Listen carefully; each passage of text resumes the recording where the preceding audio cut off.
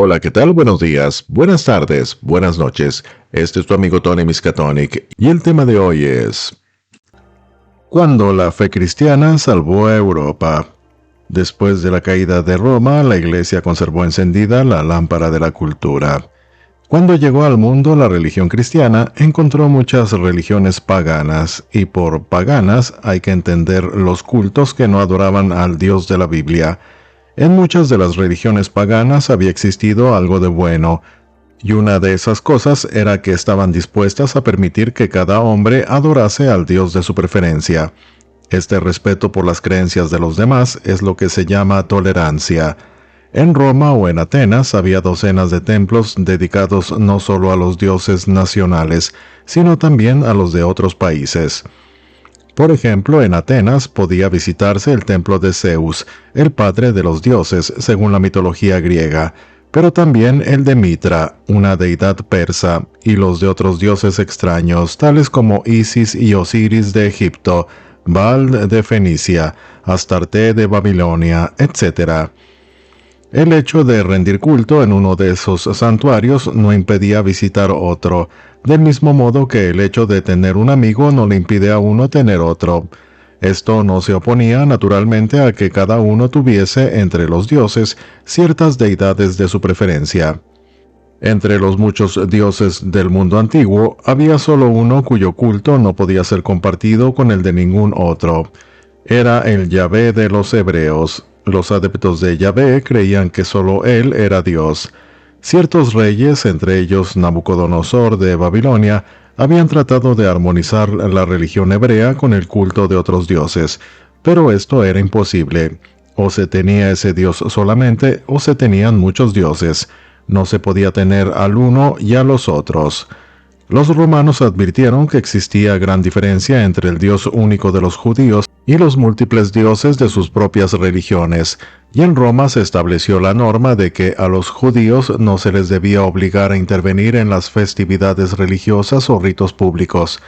Los romanos se mostraron siempre tolerantes con los judíos, hasta el terrible Calígula, empeñado en que todos los pueblos lo adoraran como Dios, cuando recibió una embajada que le enviaron los judíos, al frente de la cual figuraba el sabio Filón, con objeto de explicarle por qué no podían admitir su carácter divino, en vez de condenarlos a muerte, los despidió diciéndoles: «Los que no me crean Dios son más locos que culpables».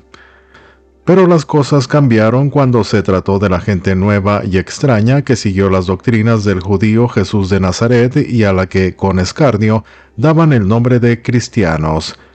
Esta gente proclamaba adorar al mismo Dios único que los hebreos, y la mayor parte de sus primitivos creyentes eran judíos. La mayoría de los hebreos, sin embargo, nada tenía que ver con los cristianos. Los detestaban más aún que a los propios despreocupados paganos, y los cristianos nunca pudieron conseguir de ellos protección ni ayuda alguna. Aún así, esa nueva secta podía haber conquistado la tolerancia y amistad del gobierno romano si no hubiese sido tan silenciosa, humilde y clandestina. Los francos romanos no la comprendían. Aquella gente extraña aseguraba que podía obrar milagros curando y salvando hombres, pero no estaba dispuesta a depositar ni un solo grano de cereal en el altar de Apolo o a verter un poco de vino en honor de Baco, aunque la desgarraran las fieras por su desobediencia. Ni siquiera contestaba con golpes cuando la herían, y para los romanos, afectos a la lucha, esto no era más que cobardía.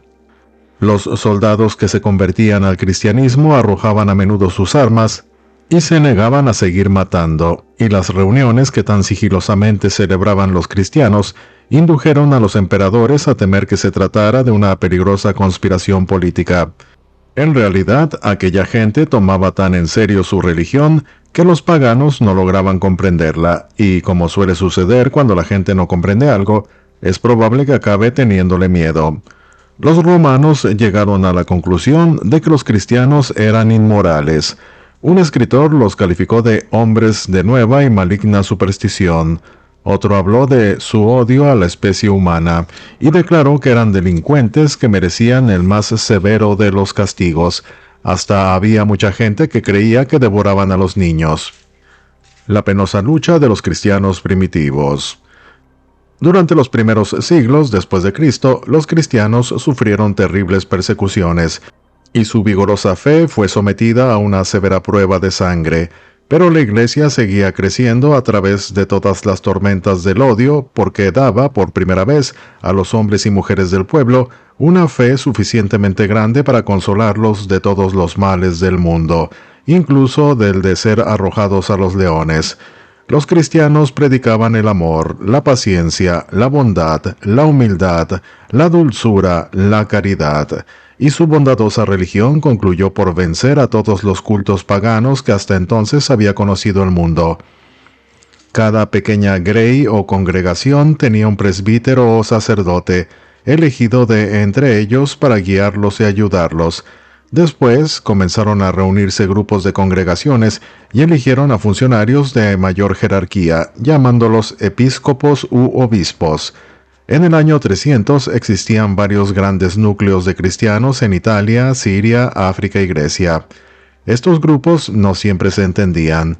Por ejemplo, en Grecia y en Siria no se permitían las imágenes, porque se creía que ello podría degenerar en idolatría.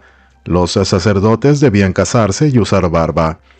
En Italia estos no podían casarse y debían afeitarse pulcramente y se permitían las imágenes. Más tarde se suscitaron muchos conflictos con este motivo. Uno de estos, que conmocionó a todo el mundo cristiano, fue la manera adecuada de calcular la fecha del domingo de resurrección.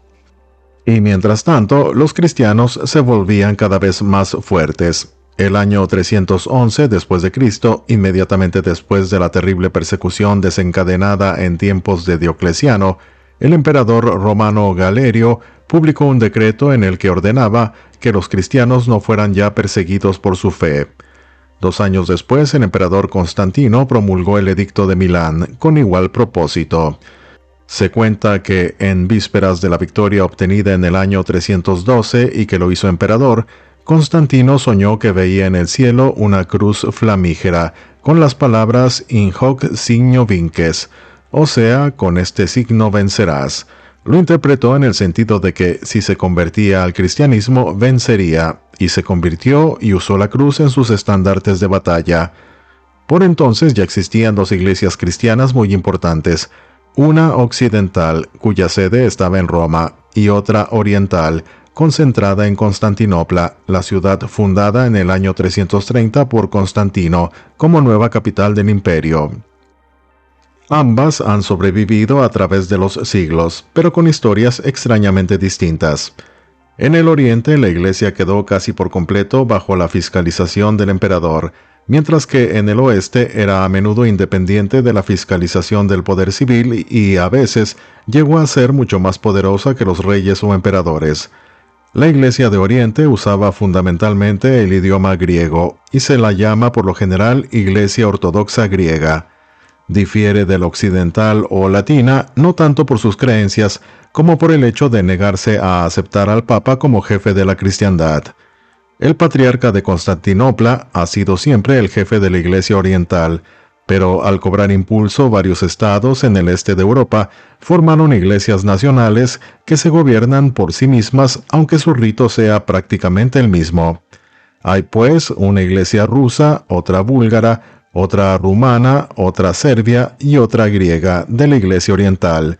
Desde los tiempos de Pedro el Grande hasta la Revolución Rusa de 1917, el zar fue el jefe de la Iglesia rusa, aunque anteponía siempre aquel título a este. Después de la Revolución Rusa, el poder de la Iglesia Oriental quedó seriamente quebrantado, aunque no destruido.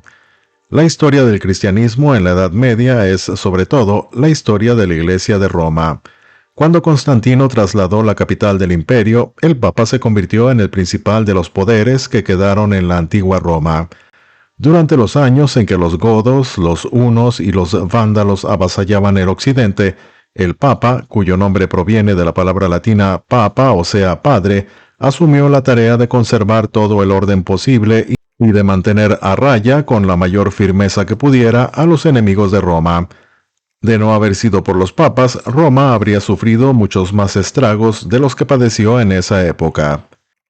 El sabio y bondadoso San Agustín. Hay dos santos famosos llamados Agustín, y la gente los confunde con frecuencia. Uno de ellos fue un gran misionero obispo que murió alrededor del año 604. El Papa Gregorio el Grande lo envió para convertir al cristianismo a los sajones y a los anglios.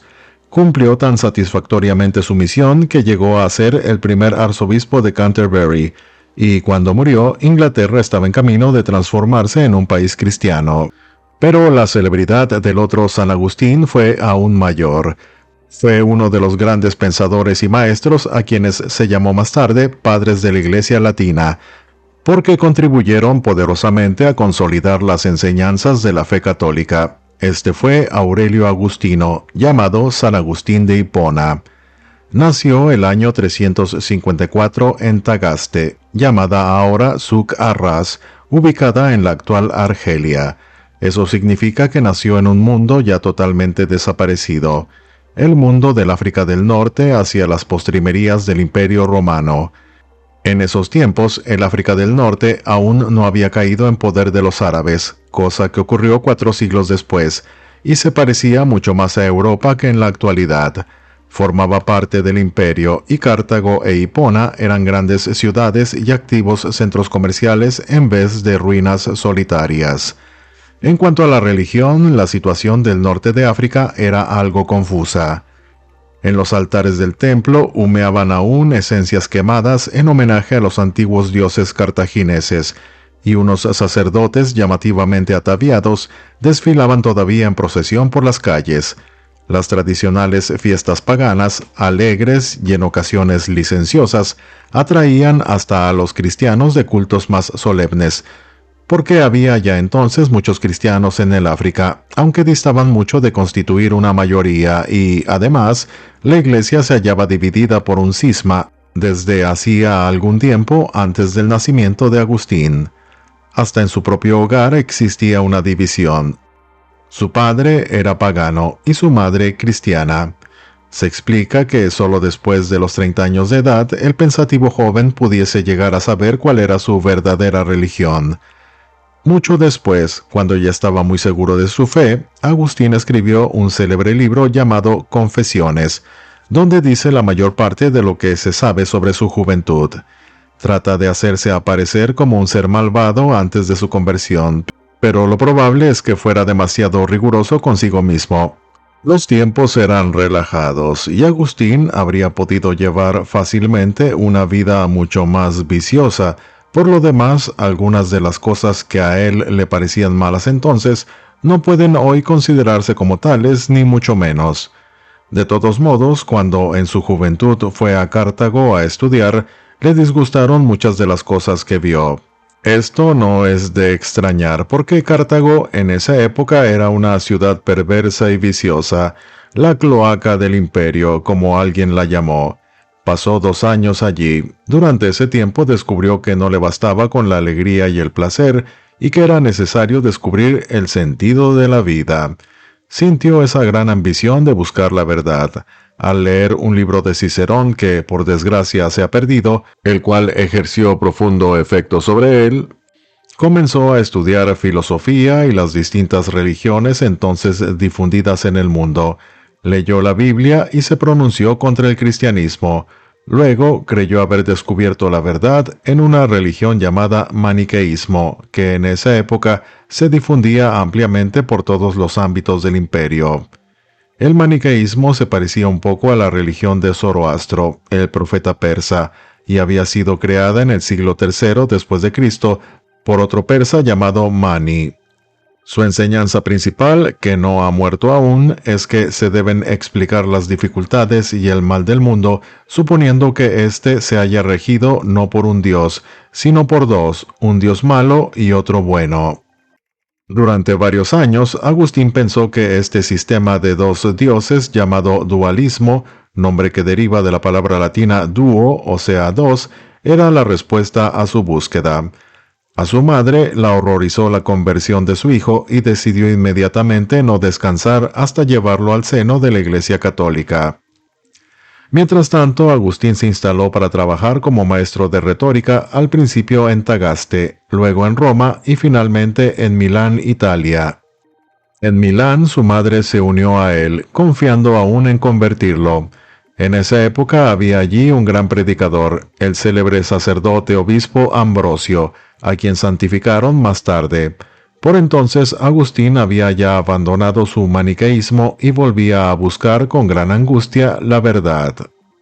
Acostumbraba a asistir a las peroratas de Ambrosio y hasta se dice que iba a la casa del gran obispo y se quedaba callado, mirándolo trabajar, sin atreverse a pedirle que le concediera una hora de su laboriosa jornada para hablar de su inquietud.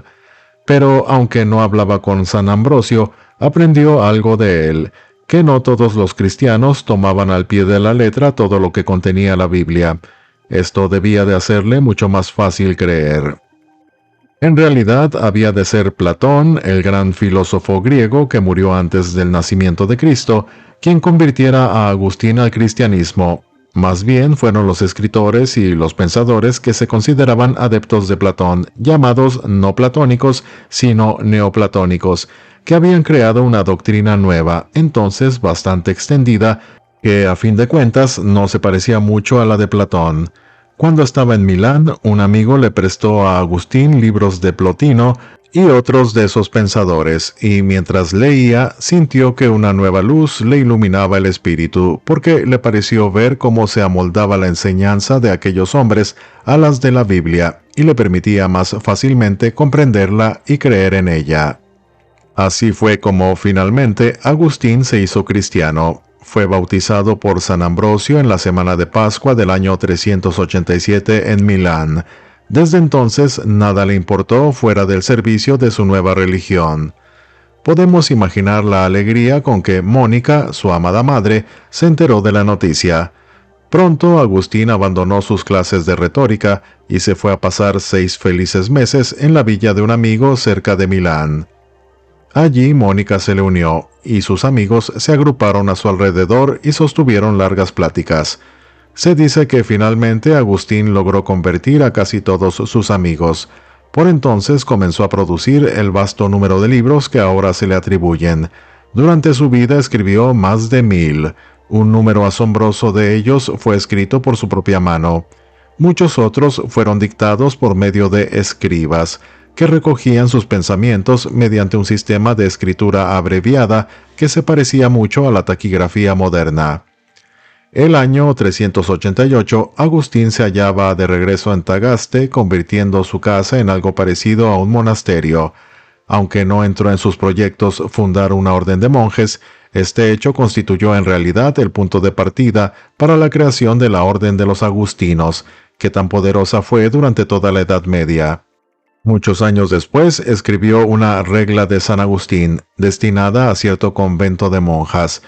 Se la modificó lo necesario para poder adaptarla a los hombres y llegó a ser la norma aplicada en los innumerables monasterios agustinos. El obispo de Hipona. Esta plácida vida duró solamente 3 años. Su prestigio había ido aumentando, y cierto día tuvo que ir a Hipona, la cual actualmente es un montón de ruinas cerca de la modesta ciudad de Bona. Acudió pues para realizar labores de conversión. Con gran contrariedad de su parte, la gente no quiso dejarlo marchar hasta que prometió ser su sacerdote. Tuvo que hacerlo y así comenzaron sus largos servicios en Hipona. Más tarde, el obispo local murió y Agustín lo sustituyó, y ha pasado a la historia como obispo de Hipona. Poco a poco, Agustín fue convirtiéndose en el pilar más sólido de la iglesia africana. Su capacidad de trabajo era extraordinaria. Ningún detalle de sus pastorales era demasiado pequeño para no merecer su atención. Ningún hombre, por oscuro que fuese, que albergara dudas en su fe, o ninguna muchacha con problemas espirituales, dejó nunca de recibir una larga respuesta a su carta enviada al gran obispo. De un confín al otro del África asistía sin cesar a consejos, conferencias y sínodos. Nada lo complacía más que un debate público con algún desdichado maniqueo o pagano o dirigente de los donatistas, miembros estos de la iglesia cristiana que se habían separado, y además estaban los 1000 libros que tuvo que escribir.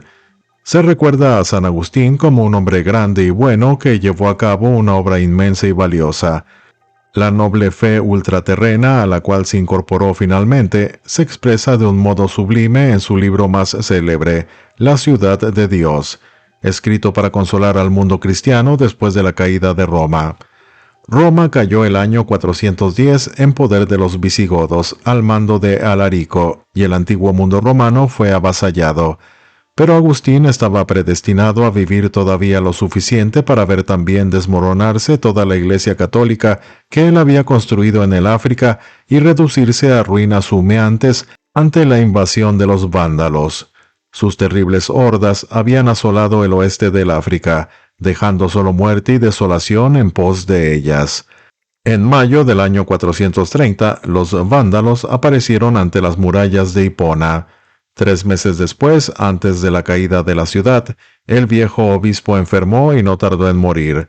Tenía entonces 76 años. Debió sentir que con él iba a morir también toda la obra de su vida. Los conflictos entre los papas y los reyes. En el año 446, el Papa León el Grande declaró que la autoridad del pontífice, que gobernaba las almas de los hombres, era superior a la del emperador, que sólo gobernaba sus cuerpos. En 494, esta doctrina fue predicada nuevamente por otro papa, pero desde luego esa idea no agradó a los emperadores, que se calificaban a sí mismos de soberanos absolutos de Roma, aunque se hubieran trasladado a una capital situada al oriente. La separación entre el este y el oeste comenzó aproximadamente el año 730. A partir de entonces empezaron las grandes divergencias con respecto a las imágenes, las barbas y el casamiento de los sacerdotes, que habrían de culminar en 1504 con el Gran Cisma, que separó definitivamente ambas iglesias. La querella sobre la Pascua se produjo entre las iglesias romana e irlandesa, y ahí no hubo separación porque los papas de Roma triunfaron e Irlanda e Inglaterra entraron al gran redil romano. Era muy importante que éstas no se vieran aisladas de aquella poderosa fuerza civilizadora. El poder de la Iglesia primitiva. En el mundo occidental, los papas de Roma sostuvieron las doctrinas cristianas con muy pocas disensiones durante 5 siglos, desde el año 700 hasta 1200 y aún más. Los papas fuertes podían dictar condiciones a los emperadores, como ya se verá.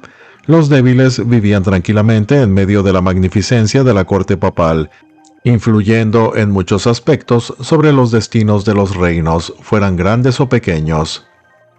Mientras los cristianos fueron pobres y perseguidos, los gustos siguieron siendo humildes y sencillos. Pero cuando todos se vieron obligados por ley a ser cristianos, como sucedió luego, mucha gente a la que no le interesaba la religión y que con frecuencia era malvada, ingresó al cristianismo. Se advierte fácilmente que la Iglesia tuvo que sufrir por ello en muchos aspectos. Ahora bien, aunque es cierto que existían hombres malvados en la Iglesia medieval, no hay que creer por ello que ésta fuera esencialmente mala. En ella se concentraba toda la vida espiritual y mental de esos tiempos azarosos. En primer lugar, constituía el centro de toda la ilustración y la cultura de Europa. Todas las escuelas eran de la Iglesia, no había otras. La cultura de la época podrá parecer extraña ahora, en ciertos aspectos, pero resultaba lo mejor que existía entonces. En su mayor parte se concentraba en torno de los monasterios, que eran establecimientos dispersos por toda Europa, donde hombres y mujeres podían sustraerse a la agitación que reinaba a su alrededor y vivir dedicados a la plegaria y a ser útiles a los demás. Otras religiones del Oriente tenían esos refugios desde hacía mucho tiempo, y esa costumbre nació ya en la Iglesia cristiana de Egipto, en el siglo III, cuando San Antonio, a los 20 años de edad, cedió todos sus bienes a los pobres y se fue al desierto a hacer vida de ermitaño. Otras personas, igualmente animadas de buen deseo, se establecieron a su lado y él pasó muchos años como director de ellas en los caminos de la santidad. Hubo asimismo dirigentes que tuvieron también su grey, y así surgieron grandes organizaciones u órdenes con casas en muchos países. Los agustinos eran adeptos de San Agustín. San Agustín vivió del año 354 al 430. Los benedictinos eran seguidores de San Benito, quien nació en 480 y falleció en 543, Y había muchas otras órdenes, tanto de hombres como de mujeres. Los monasterios y abadías se enriquecieron y pudieron ofrecer a sus miembros una vida más segura y agradable de la que podían hallar en cualquier otra parte. Y si una persona era inteligente, ser monje o monja era casi la única posibilidad que tenía de cultivar las cosas del espíritu. Así fue como brotaron en los monasterios las flores del conocimiento. Allí se copiaban los libros, en el claustro con pilares que existían alrededor del jardín central. A menudo el trabajo lo hacían bostezantes monjes que solo se dedicaban a esa labor porque eran buenos pendolistas, y allí aprendieron grandes maestros que luego fueron a enseñar a las universidades. La vida en un monasterio. Pero un monje podía hacer muchas otras cosas además de estudiar. A todos los aptos para ello se les asignaba algún trabajo manual, por lo general de unas 7 horas diarias. En el monasterio se practicaban toda clase de oficios. Se labraba la tierra, se molía harina, se cocía pan, se hacía fermentar cerveza, se realizaban trabajos de carpintería, se criaba ganado y hasta se fabricaban ciertos artículos, porque el monasterio era algo así como un pequeño pueblo modelo, a donde podía acudir la gente pobre de los alrededores para aprender a hacer las cosas. Los monasterios y los conventos servían de hospitales y de posadas para los viajeros. La norma benedictina era: todos los huéspedes que vengan serán recibidos como si fueran Jesús. Como se ve, los monjes estaban por lo general muy atareados, y su modo de vivir era muy riguroso. Cuando ingresaban en un monasterio era para toda la vida, y tenían que renunciar a su dinero y hacer solemnes votos de pobreza, castidad y obediencia.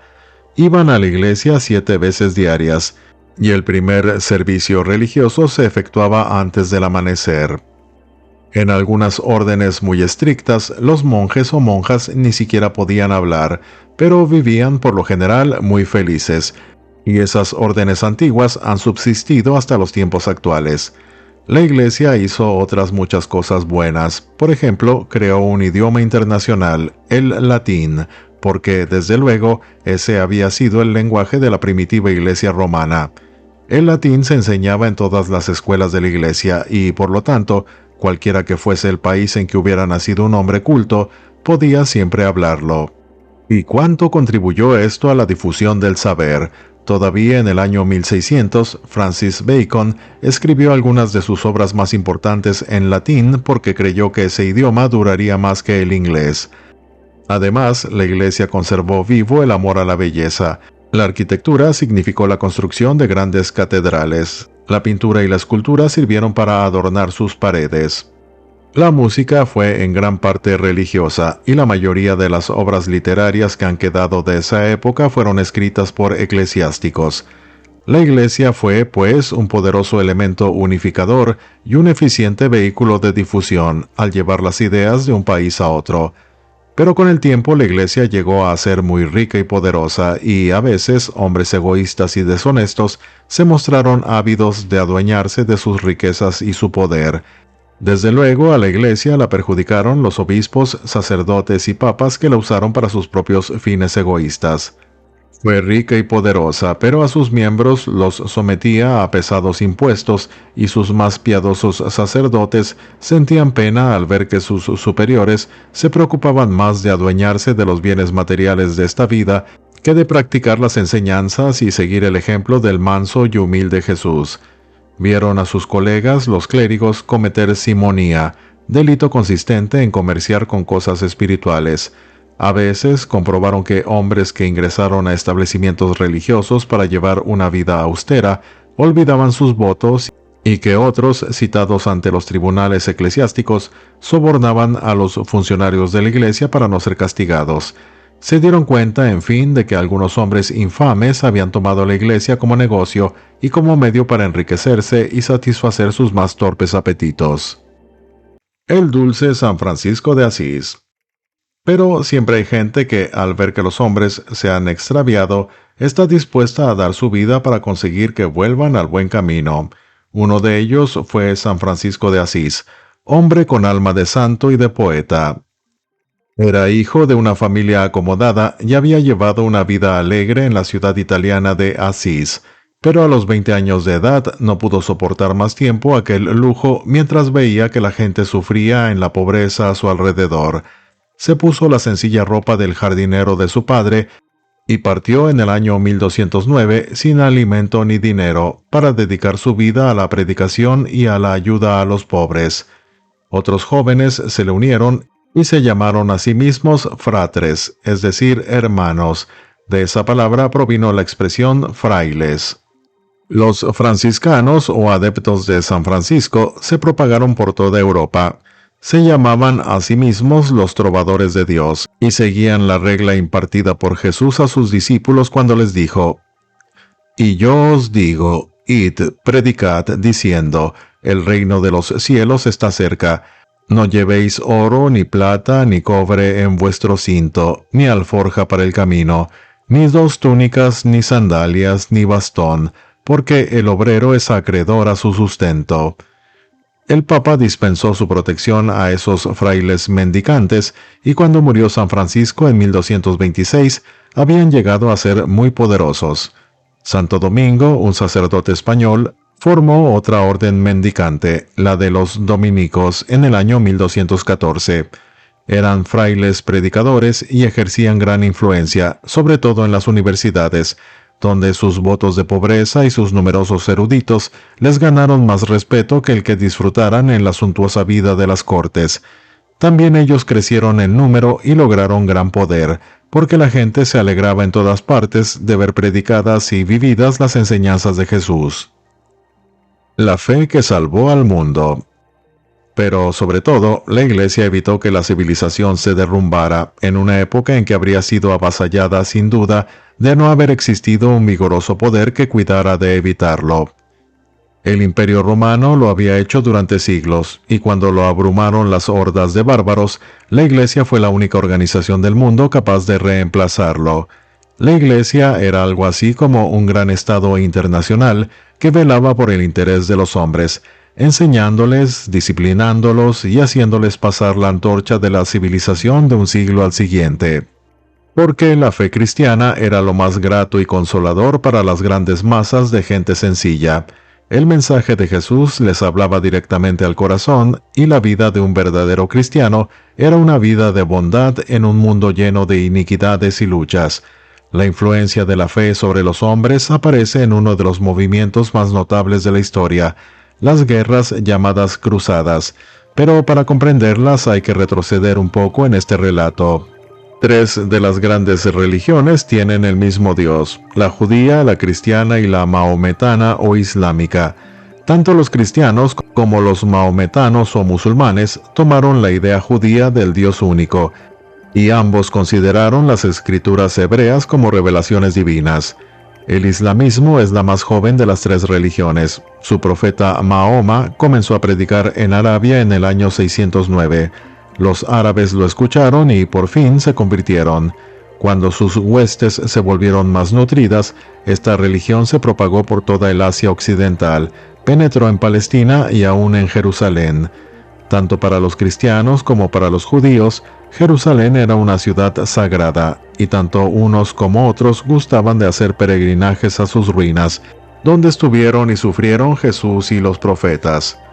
Los peregrinos recorrían el territorio en caravanas y tenían que pagar a los mahometanos un derecho por el permiso de visitar los lugares sacros. Este arreglo satisfacía a todos. Los árabes se alegraban de los derechos cobrados y, como también ellos consideraban a Jesús un profeta, no tenían ningún motivo religioso para reñir con los cristianos. Este agradable plan continuó poco más o menos hasta el año 1000, en que los turcos selyúcidas, un pueblo mongol, comenzaron a avanzar desde el este, empujando a los propios árabes hacia el oeste y el sur.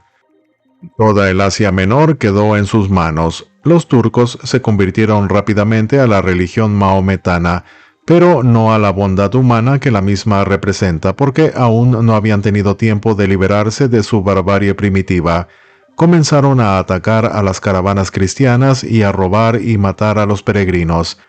En el año 1077 Jerusalén cayó en sus manos, y desde entonces ningún peregrino estuvo a salvo en la ciudad santa. La Iglesia Oriental fue impotente para impedir esos ultrajes. En realidad, antes de 4 siglos, en 1453, la propia Constantinopla fue conquistada por los turcos, pero mucho antes, la religión maometana se había extendido al sur y al oeste por toda el África del Norte. Parecía que la nueva religión tendría con el tiempo suficiente fuerza para avasallar al propio cristianismo. Los sarracenos, nombre que les daban en la Edad Media a los maometanos, tenían cada vez más poder, y el mundo cristiano empezaba a sufrir supresión. Los musulmanes no solo habían conquistado el norte de África, sino que ya habían puesto su planta en Europa. España estaba en su poder desde el siglo VIII. El hábil plan de Urbano II. En esa época era Papa Urbano II. Advirtió el peligro que se cernía sobre la cristiandad. Vio la inquietud que se había apoderado de todos los hombres de Europa y la violencia y el derramamiento de sangre que la Iglesia, al parecer, no podía contener, a pesar de todos sus esfuerzos. ¿Acaso Europa no era capaz de frenar el avance maometano y de recuperar para la cristiandad los santos lugares, fortaleciendo al propio tiempo el poder de la Iglesia? La Primera Cruzada. Así fue como en el año 1095 convocó a un concilio en Clermont, Francia, y allí, a cielo abierto, formuló una conmovedora exhortación a la gran multitud reunida.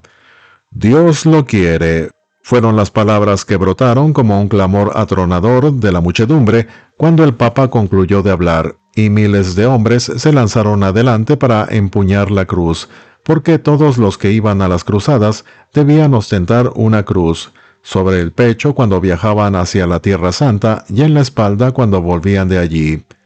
Ese movimiento se propagó por Europa como una llamarada. Un monje francés llamado Pedro el Ermitaño contribuyó mucho con su prédica. Viajó descalzo por toda Francia a lomo de mula y exhortó a los hombres a que se arrepintieran, y su influencia era tal y tan grande su reputación de santo que hasta le arrancaban pelos a su mula para conservarlos como reliquia, según se cuenta. Miles de personas lo acompañaron y partieron meses antes de la fecha fijada por el Papa para seguirlo hasta Palestina. Eran prácticamente una multitud, una humilde hueste formada por campesinos, obreros y aún mujeres y niños sin armas, sin adiestramiento ni organización de ningún género, solo la fuerza de su fe, acaudillados por Pedro el Ermitaño, Gualterio el Desarrapado y unos pocos más que conocían tan poco como ellos el arte de la guerra, iniciaron la marcha a través de 3000 fatigosos kilómetros para combatir a los maometanos, y la muerte y la destrucción fueron su destino, ya que los turcos y otros pueblos que tuvieron que atravesar los aniquilaron por completo antes de que pudieran llegar a Jerusalén. Un ejército de encumbrados y humildes. El ejército principal, mejor organizado y adiestrado, partió algo después. Varios contingentes tomaron caminos distintos para que no se agotaran las provisiones del camino. En este gran ejército figuraban muchos duques y reyes, caballeros y gente del pueblo, ya que la fiebre de la cruzada había contagiado por igual a los encumbrados y a los humildes. En la primavera del año 1097 llegaron a Constantinopla. Los cristianos no cristianos. Aunque centenares de miles de cristianos perecieron en esta primera cruzada, la misma logró su objetivo principal, que era la toma de Jerusalén en el año 1099, pero por desgracia los cristianos no mostraron allí más piedad que los turcos. Tomada la ciudad, todos sus habitantes, hombres, mujeres y niños, maometanos y no maometanos, fueron pasados a cuchillo. Más de 70.000 infelices fueron así sacrificados. Se afirma que en las calles la sangre llegaba hasta el tobillo y, después de varios días, los cadáveres insepultos al descomponerse causaron una peste. Los cruzados proclamaron a Godofredo de Bouillon rey de Jerusalén y juraron que la Tierra Santa no volvería a poder de los adeptos de Mahoma. Al morir Godofredo, lo sucedió su hermano Balduino.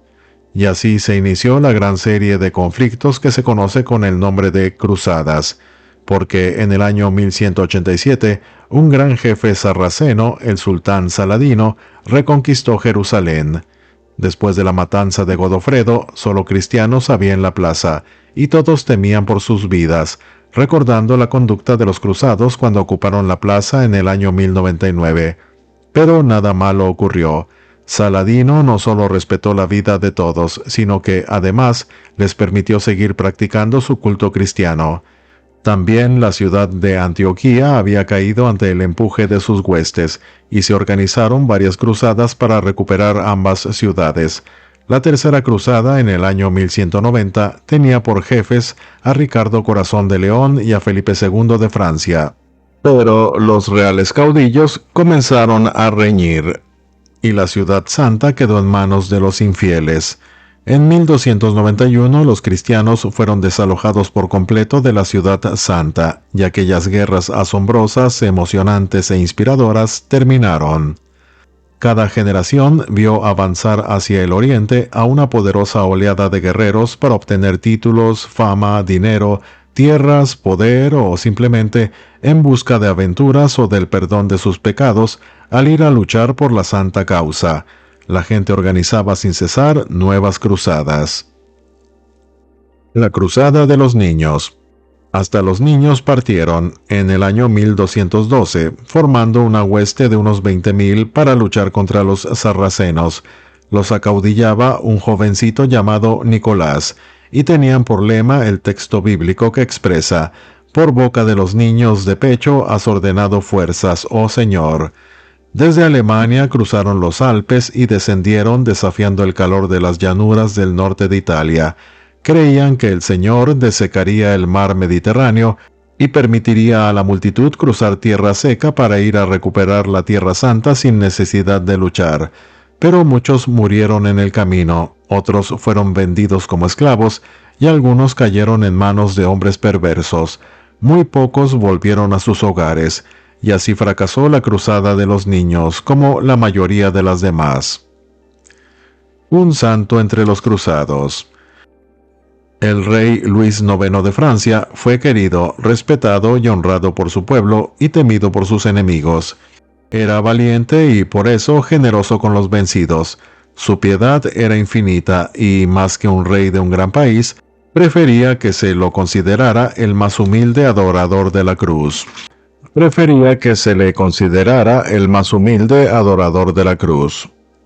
Su madre, Blanca de Castilla, le decía con frecuencia: «Hijo, prefiero verte muerto antes que en desgracia de Dios por pecado mortal».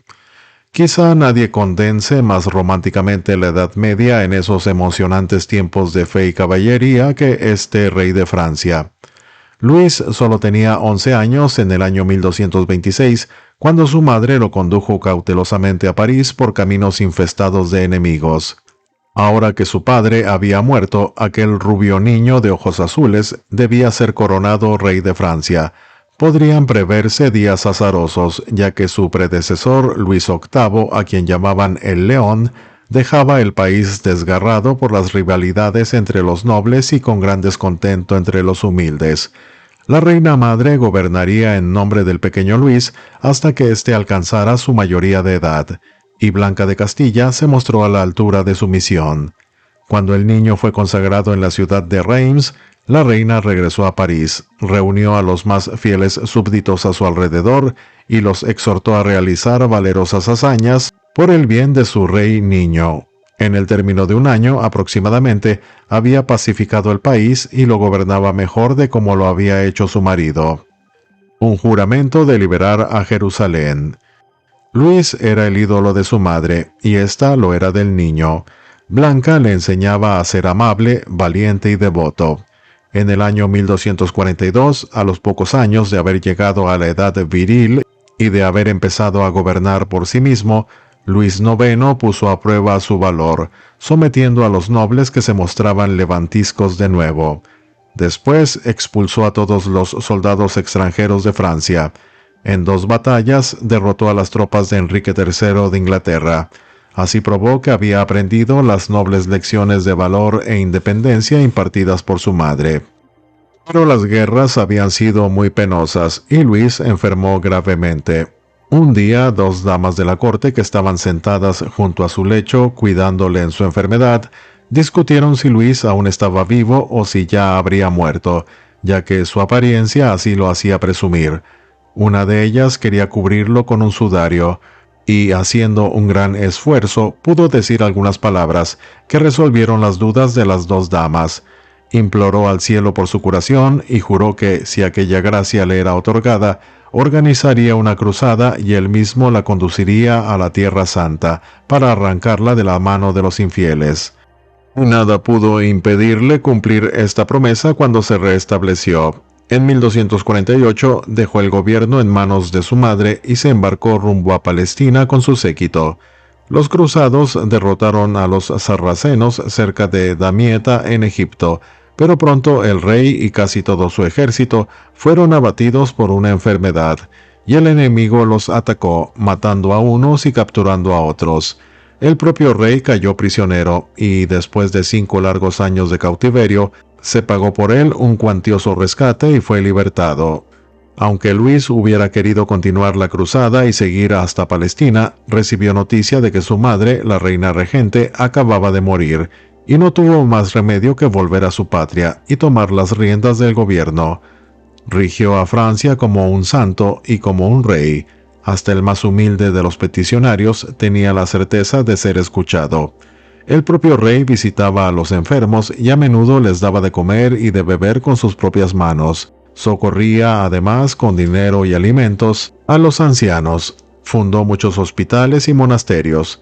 Por fin, un día, este guerrero santo no pudo resistir el deseo de emprender otra cruzada, aunque su cuerpo ya no conservaba muchas energías y sus consejeros le rogaban que no lo hiciera. Se empeñó en ello. A comienzos de julio de 1270, desembarcó en Túnez, en la costa norte de África, a la cabeza de un pequeño grupo de cruzados y emprendió de nuevo el viaje hacia la Tierra Santa. Pero antes de haber librado una sola batalla, la desgracia se abatió sobre la expedición. Una peste atacó a los cruzados, y al cabo de un mes el propio Luis había muerto.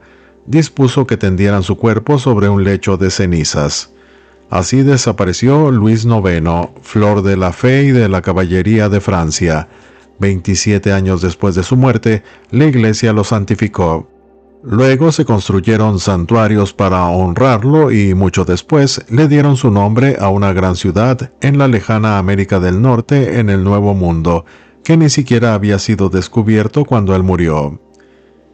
Las últimas cruzadas.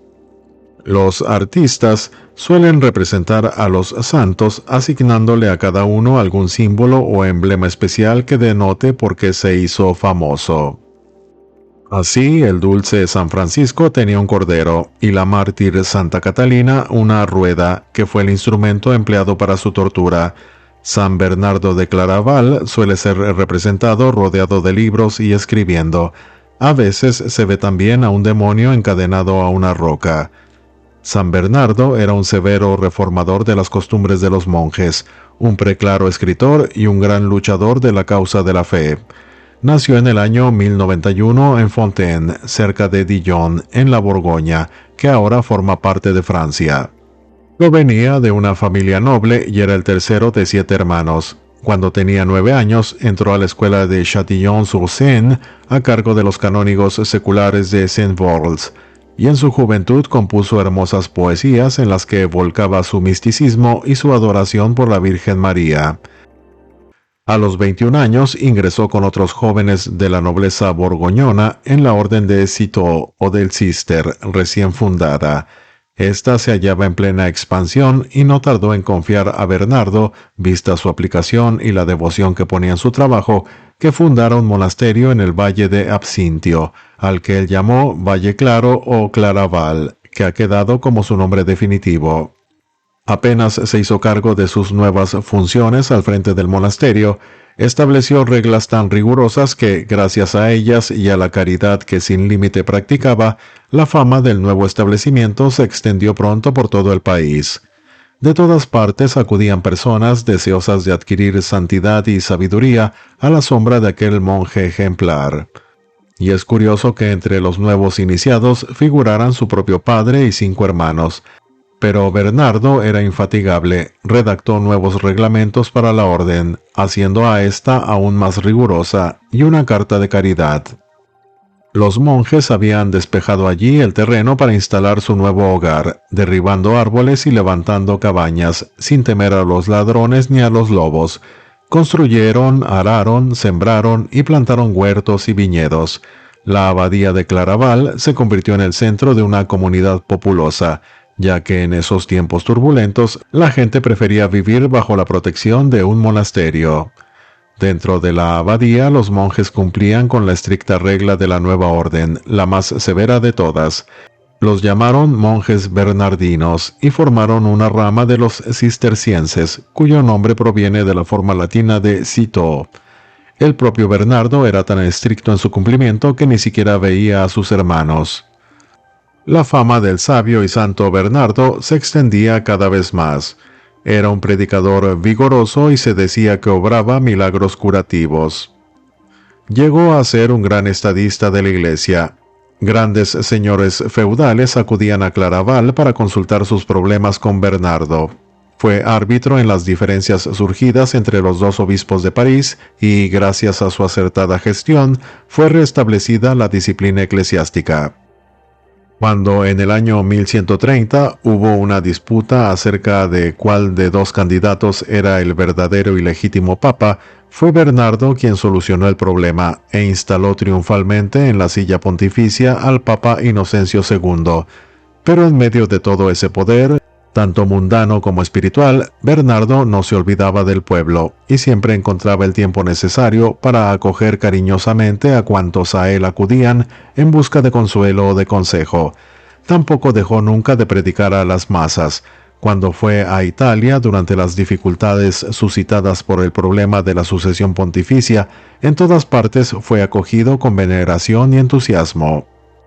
Después de haber encadenado al demonio de las divergencias internas de la Iglesia, Bernardo se volvió contra lo que le parecía el demonio de la incredulidad. Con fogosa elocuencia indujo a los reyes y al pueblo a emprender otra cruzada para reconquistar la Tierra Santa.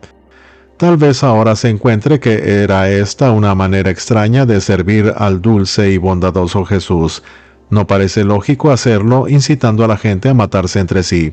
Pero en aquellos tiempos representaba la expresión máxima de la virtud y el celo cristianos, y Bernardo abogó tan apasionadamente por su causa que indujo personalmente a 2 reyes y a gran número de nobles a tomar la cruz, es decir, a emprender la segunda cruzada.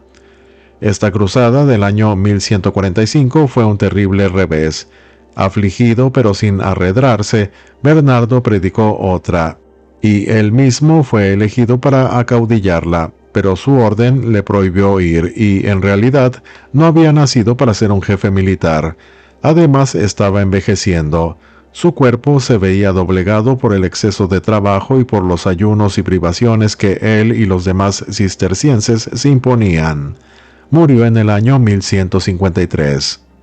Por lo tanto, en definitiva, las cruzadas fueron un fracaso. Lo fueron, efectivamente, en cuanto al móvil que las produjo, pero lograron cosas mucho más importantes que la captura de la Tierra Santa. Unieron a los hombres de Europa en una causa común en una época en que la gente aplicaba sus energías a degollarse mutuamente. El viaje y el contacto con los demás fueron una fuerza civilizadora y educativa que cambió la tendencia de los espíritus, y el comercio que se puso en movimiento para proveer a los caballerescos guerreros y para traer del oriente las cosas que los cruzados aprendieran a usar allí fue una de las fuerzas primordiales que contribuyeron a crear el mundo de hoy. Todo eso, desde luego, habría sucedido tarde o temprano, pero las cruzadas lo precipitaron, y por eso, aunque el precio de esas expediciones en punto a sangre y a dinero fue muy alto, no se debe considerar que se perdió. La decadencia del poder de los papas y de la Iglesia. En el año 1300, casi ya a fines de la Edad Media, el poder del Papa en Roma había dejado de ser soberano. Los turbulentos reyes y emperadores no siempre querían reconocer un poder superior al suyo, y en el año 1309, después de muchos conflictos, el Papa consideró preferible trasladarse a Aviñón en Francia. Y en el año 1309, después de muchos conflictos, el Papa consideró preferible trasladarse a Aviñón, en Francia, donde podía vivir bajo la protección del rey de ese país. Durante cerca de 70 años, de 1309 a 1377, los papas permanecieron allí. Así, en la lucha entre la autoridad política y la religiosa, el poder de la Iglesia, aunque no dejó de alcanzar éxitos parciales, nunca llegó a triunfar definitivamente. Y ese poder se debilitó también en otro sentido. Durante el penúltimo siglo de la Edad Media, el siglo XII, comenzó a surgir un cúmulo de nuevas creencias sobre la interpretación de la Biblia. Se las llamó herejías y fueron severamente castigadas, pero los castigos no siempre lograban ponerles término.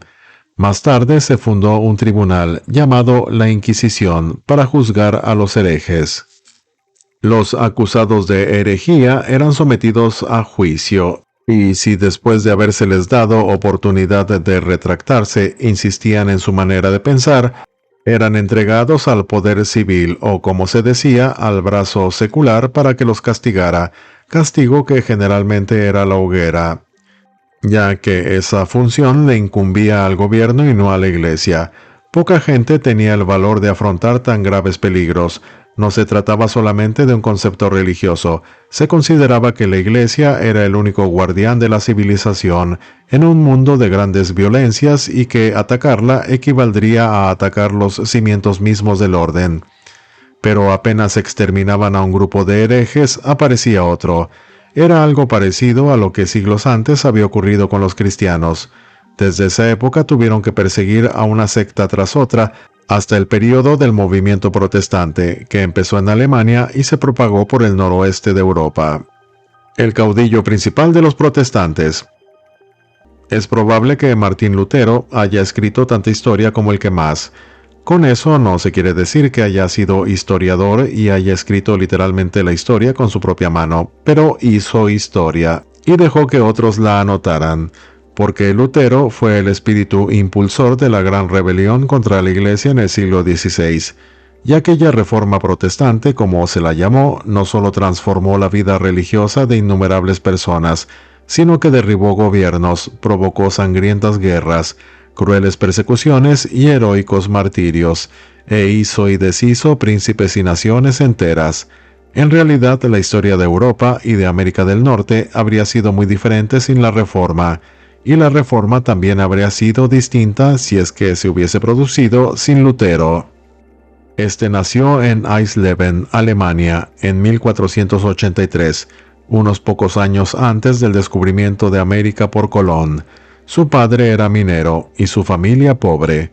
Su hogar debió ser bastante sombrío, ya que sus progenitores eran muy severos en cuanto a disciplina y con frecuencia lo maltrataban. Cuando alcanzó la edad suficiente, Martín fue a Magdeburgo y más tarde a Eisenach a estudiar. Se ganó el pan cantando en las calles y mendigando de puerta en puerta como acostumbraban a hacerlo los estudiantes pobres en esa época. El joven Lutero amaba la música y tenía bella voz. Por eso no debe extrañar el que, finalmente, una mujer de espíritu maternal llamada Úrsula Cota se apiadara del adolescente y proveyera a sus necesidades. En el año 1501, Lutero fue a Erfurt a estudiar en la universidad local. Siempre había sido ambicioso y estudioso, y en la universidad se desenvolvió muy bien, de modo que todo Erfurt se enorgulleció de aquel joven erudito que surgía. A estas alturas, la posición de su padre había mejorado mucho y quería que su inteligente hijo llegase a ser abogado y alcanzara riquezas y poder. Pero Lutero era un joven serio que pensaba mucho y de manera profunda en todas las cosas y sobre todo en la religión. Se mostraba siempre diligente en el cumplimiento de sus deberes para con Dios, respetaba todos los ayunos de la iglesia e iba con regularidad a misa y a confesarse. A veces lo desconcertaban las iniquidades que veía a su alrededor, y muy a menudo se sentía avergonzado e inquieto a causa de las cosas malas que hacía o quería hacer él mismo. Luego, una noche sucedió algo que terminó con toda posibilidad de que se convirtiera en un rico profesional del derecho. Lutero caminaba solo por un bosque cuando lo sorprendió una terrible tormenta. La violencia de los truenos y los rayos lo obligó a arrojarse a tierra con la respiración entrecortada. En ese momento de terror y de peligro, volvieron a acometerlo todas sus dudas sobre el mundo y sobre él mismo. Se le ocurrió que debía consagrarse totalmente al servicio de Dios, y sin más, hizo voto solemne de ingresar a un monasterio. Con esto terminaron las altas esperanzas mundanas que depositaban en él su padre y sus ambiciosos amigos. La ciudad de Erfurt contempló asombrada a aquel joven y talentoso erudito que vagabundeaba por las calles descalzo y con la indumentaria de un monje agustino. Llevaba una bolsa al hombro y mendigaba mendrugos en las puertas de las casas de sus amigos, pero se le prohibía hablar con ellos. A los amigos de Lutero les parecía que éste se estaba destruyendo a sí mismo. Sin embargo, él no pensaba así. Servía pacientemente con absoluta obediencia y meditaba durante largas horas sobre sus estudios religiosos. Con el tiempo fue conferenciante, luego subprior, después profesor de teología en la Universidad de Wittenberg, y siempre seguía pensando en las cosas del mundo, de la Iglesia y de él mismo. Una vez, en 1510, fue en peregrinación a Roma, pero aún allí, en la capital de la cristiandad, halló cosas que lo impresionaron.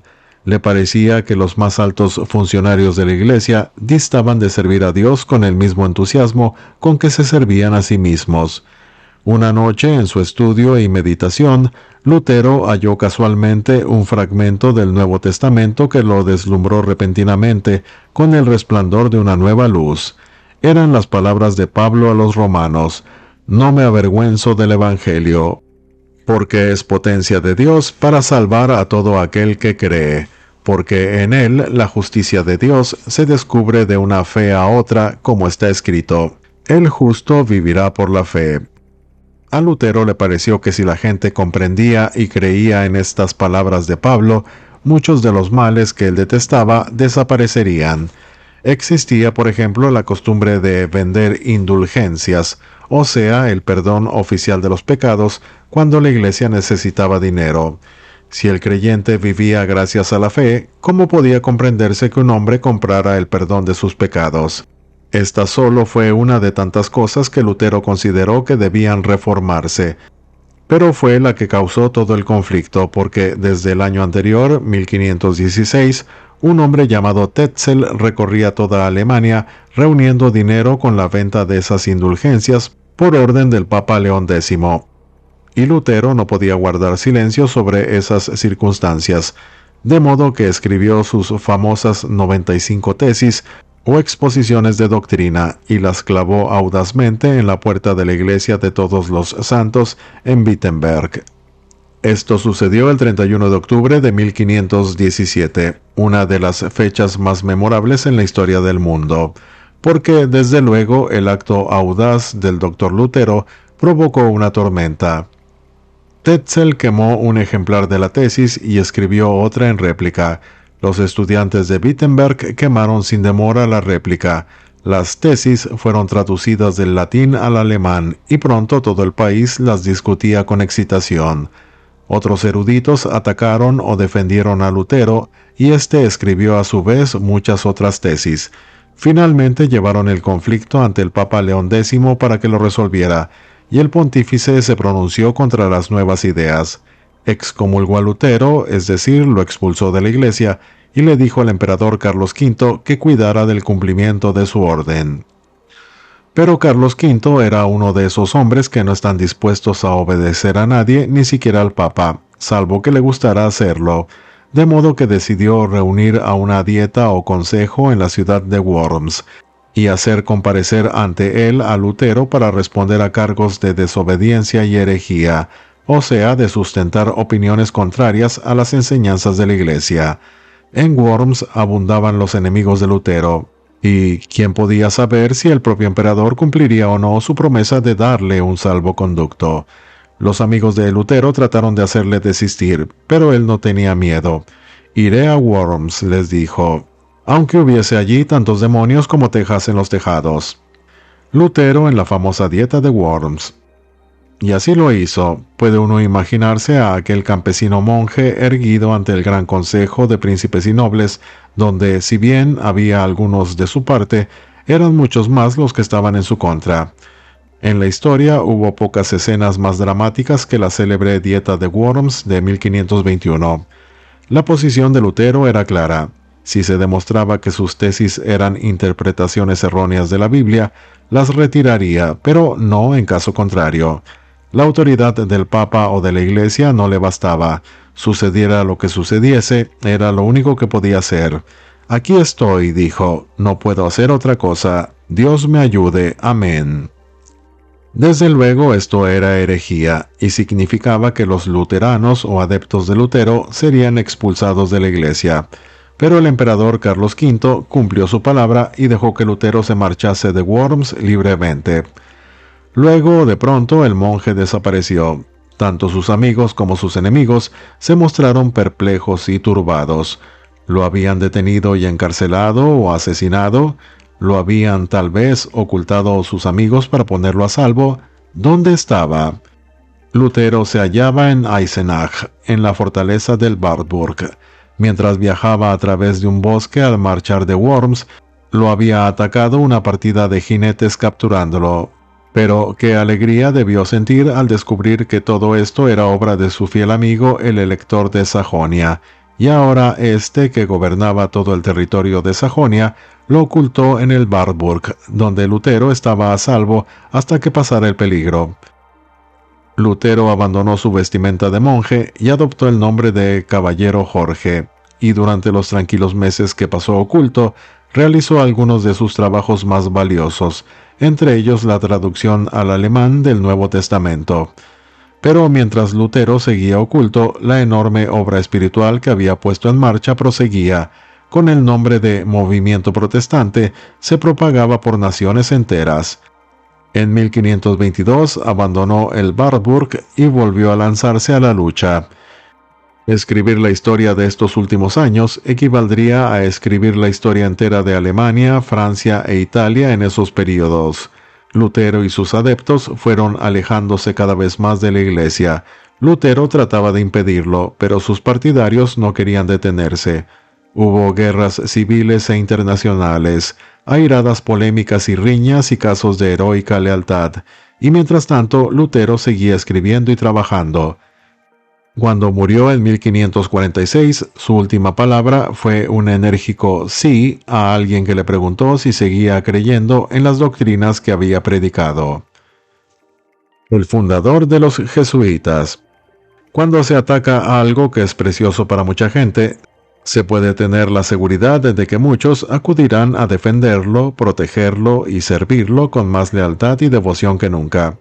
Por eso no debe extrañar que en la propia época de la Reforma Protestante, cuando miles de hombres se estaban apartando de la Iglesia, hayan surgido en el seno de esta nuevos movimientos cuya finalidad era robustecerla.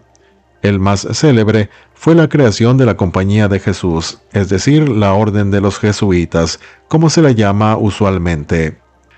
Aquí se narra la vida del hombre que fundó esa poderosa sociedad religiosa. Se llamaba Íñigo López de Recalde, pero actualmente se lo conoce con el nombre de San Ignacio de Loyola. Nació en 1491, perteneciendo a una noble casa española, y vivió en el castillo de Loyola, Solaz de sus mayores, de donde le viene el nombre.